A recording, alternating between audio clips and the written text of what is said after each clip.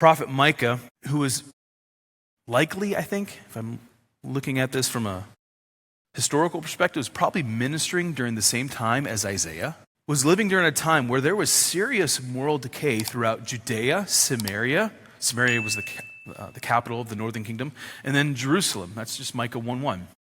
Here's a taste of how Micah describes the moral decay. You kind of saw it already when Logan read chapter 3, but here it is again. And I said, "Hear, you heads of Jacob and rulers of the house of Israel. Is it not for you to know justice? You who hate the good and love the evil, who tear the skin from off my people and their flesh from their bones, who eat the flesh of my people and flay their skin off them?"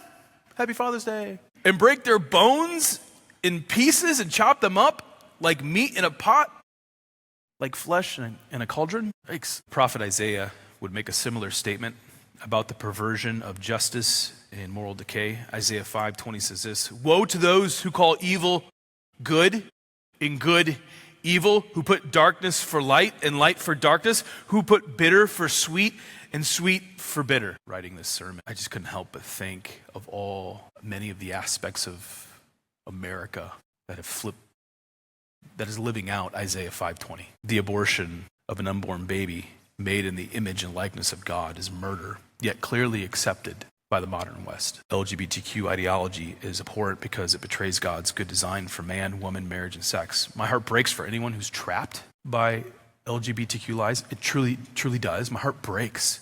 They need Jesus. They need the gospel so desperately. But we have to call out the wickedness where we see it.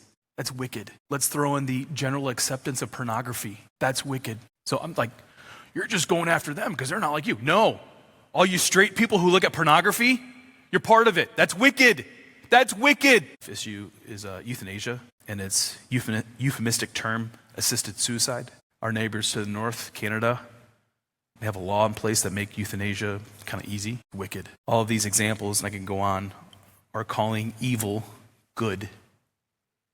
Here are some examples of calling good evil. How about a biblical approach to preaching on sin? We learned during COVID that in some schools, parental authority over children has been stripped away. More and more parental authority is seen as evil. That's true.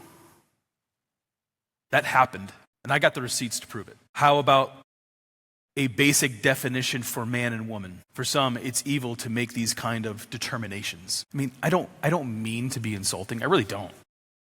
I want to be a nice guy, you know?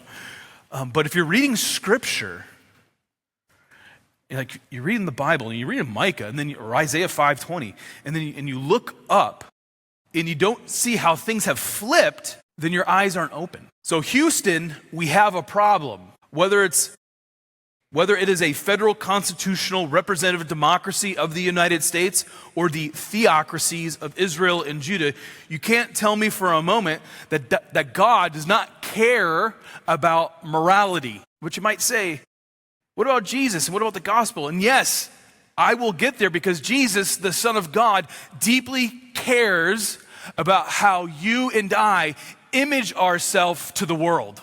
He deeply cares about that.